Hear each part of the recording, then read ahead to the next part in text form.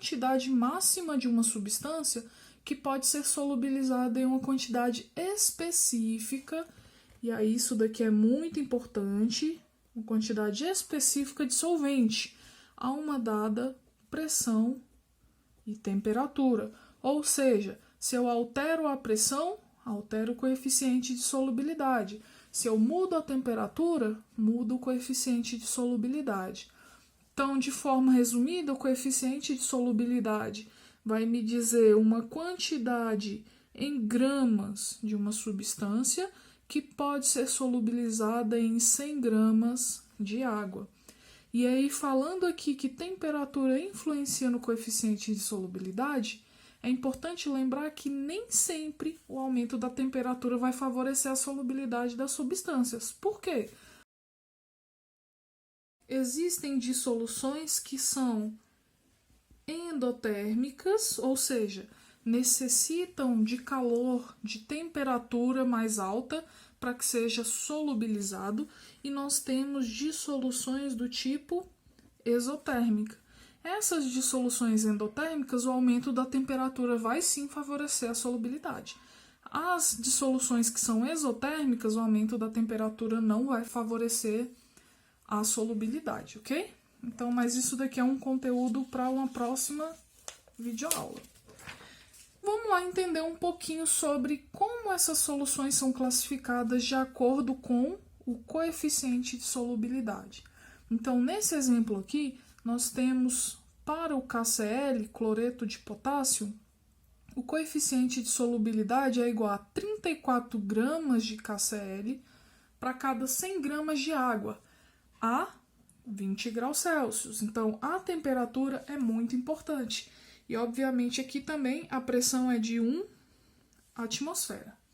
Então, beleza. Se eu pego 3 porções de 10 gramas de KCl e adiciono em água, após mexer, né, isso daqui vai formar uma solução completamente homogênea.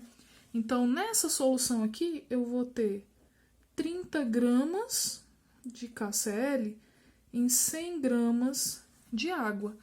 3 vezes 10. Então, olha só, 30 gramas de KCl é menor do que o coeficiente de solubilidade. Então, essa solução aqui, ela vai ser chamada de insaturada. Por que insaturada? Porque a quantidade de cloreto de potássio que tem nessa solução está abaixo do que o coeficiente de solubilidade permite. Se está abaixo, essa solução aqui é chamada de insaturada.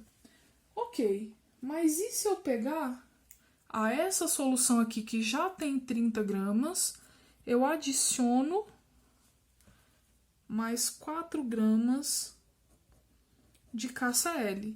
30 mais 4 vai dar 34 gramas de KCl para 100 gramas de água.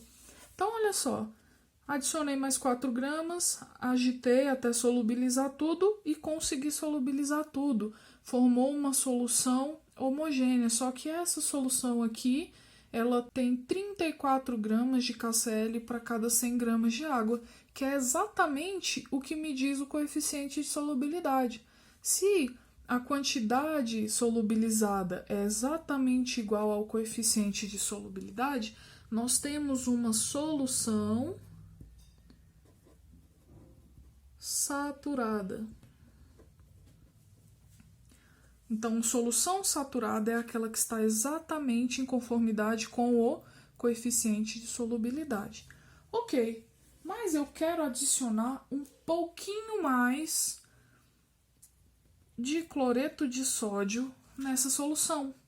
Então, vamos supor que eu adiciono aqui mais 4 gramas de cloreto de sódio nessa solução aqui. Adicionei. Passei do coeficiente de solubilidade. Por quê?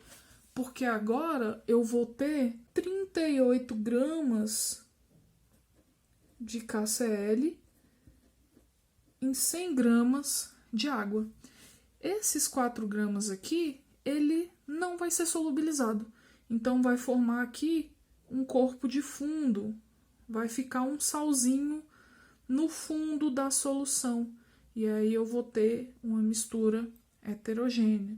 Professora, mas eu consigo solubilizar esse corpo de fundo? Talvez. Se eu aumentar a temperatura de forma gradativamente, é possível solubilizar um pouquinho além do coeficiente de solubilidade. Mas vale ressaltar que é um pouquinho. Então, por exemplo, se o coeficiente de solubilidade é 34, professora, eu consigo solubilizar 60 gramas aquecendo? Provavelmente não. Então, eu consigo solubilizar um pouquinho além do coeficiente de solubilidade. Quando a gente aquece isso daqui, pode ser que isso daqui se solubilize. Então, ó, aumento da temperatura. Aumenta a temperatura, solubiliza de novo. Quando esse corpo de fundo é solubilizado, eu posso ter uma solução super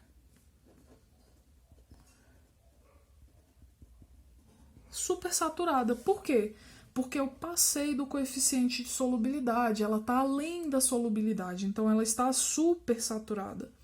Só que essa solução super saturada, ela tem uma estabilidade muito baixa. Então, por exemplo, aqueceu, solubilizou esse corpo de fundo, ok, ela vai resfriar de forma muito, muito lenta. Mas se a gente esbarrar no becker, por exemplo, que tem essa solução, e mexer um pouquinho essa solução, o que pode acontecer? Esse salzinho, ele pode precipitar de novo. Então, essa solução supersaturada, ela é muito instável. Então, de forma resumida, quando a quantidade de sal está abaixo do coeficiente de solubilidade, nós temos uma solução saturada. Quando a quantidade de sal está exatamente igual ao coeficiente de solubilidade, nós temos uma solução saturada. Quando a quantidade adicionada de sal está acima do coeficiente de solubilidade, a gente solubiliza aquilo que o coeficiente de solubilidade nos permite e uma outra parte vai ficar como corpo de fundo. E essa solução vai ser chamada de solução saturada com corpo de fundo. E quando a gente consegue solubilizar o corpo de fundo de forma que a solução fique homogênea novamente, ela vai ser uma solução supersaturada.